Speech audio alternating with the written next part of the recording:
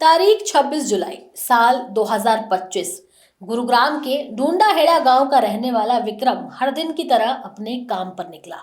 37 साल का विक्रम ठेकेदार था। नवादा और उद्योग विहार की एक गारमेंट एक्सपोर्ट कंपनी में काम करता था।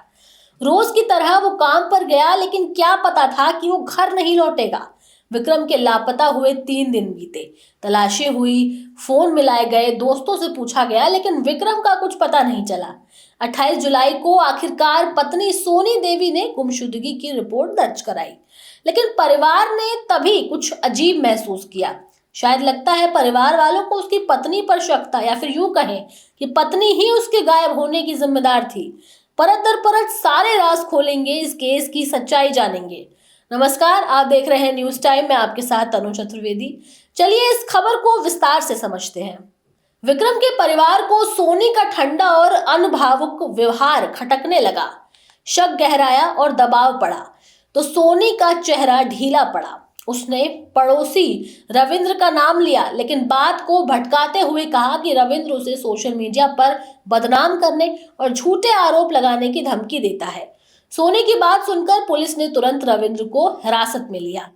गाड़ियों की बुकिंग का काम करने वाला ये युवक जल्द ही टूट गया और बोल पड़ा कि उसने ही सोनी के पति विक्रम को मारा है।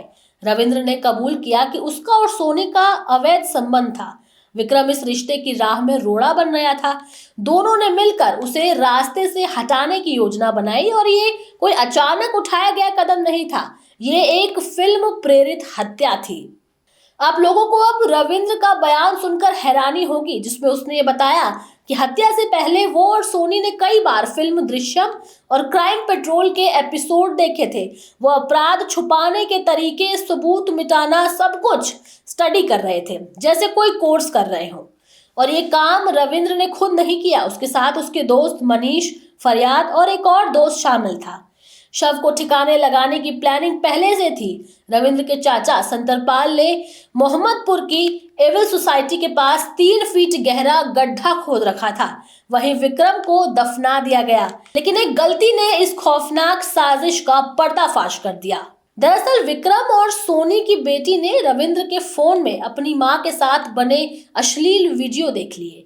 उसने ये बात अपने पिता को बताई। ये सच्चाई किसी भी वक्त बाहर आ सकती थी, और इसी डर ने सोनी और रविंद्र को हत्या की ओर धकेल दिया।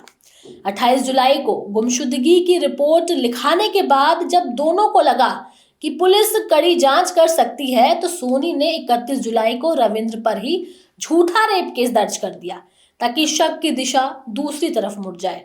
लेकिन पुलिस की जांच टीम अब अनुभव और सख्ती दोनों से लैस थी। रविंद्र की कबूलियत के बाद मेरठ में मनीष और फरियाद को भी गिरफ्तार किया गया। वहीं संतरपाल को 5 दिन की रिमांड पर लिया गया, ताकि उस गड्ढे और साजिश के पुराने ताने बाने का पता लगाया जा सके। इस अपराध के बाद कई सवाल उठ रहे हैं। क्या सिनेमा और क्राइम शो सच में लोगों को अपराध के रास्ते पर ले जा रहे हैं? क्या डिजिटल सीख अब अपराधियों की नई क्लासरूम बन रही है? अगर बेटी ने वीडियो नहीं देखा होता तो क्या ये हत्या कभी सामने आती? टीवी में दिखाए गए नाटक और फिल्में केवल जागरूकता के लिए दिखाई जाती है, लेकिन उससे हत्या करने की गाइडेंस लेना क्या सही है? ये कहानी सिर्फ हत्या की नहीं, बल्कि भरोसे के टूटने और सिनेमा के गलत असर की है। एक मासूम बच्ची की नजर से सच्चाई बाहर आई, और एक पति जो शायद बस अपने परिवार को बचाना चाहता था, अपनी ही पत्नी की साजिश का शिकार हो गया। अब पुलिस फॉरेंसिक जांच, डिजिटल चैट और संभावित नेटवर्क कनेक्शन के साथ आरोपियों को न्याय के कटघरे तक लाने की कोशिश में जुटी है। हमारे देश में ऐसे कई मामले पहले भी सामने आए हैं, जिसमें औरतों की क्रूरता देखने को मिली है। ये एक और नया मामला सामने आया, जिसमें आरोपी टीवी सीरियल के जरिए सीख ले रहे थे। ऐसे में पुलिस को जल्द से जल्द इन अपराधियों को सजा दिलानी चाहिए, ताकि आगे इस तरह की हरकत ना की जा सके। बहरहाल इस खबर में इतना ही। इससे जुड़ी राय आप हमें कमेंट में जरूर बताएं। हमारे चैनल न्यूज टाइम को सब्सक्राइब करें, लाइक करें और शेयर करना ना भूलें। नमस्कार।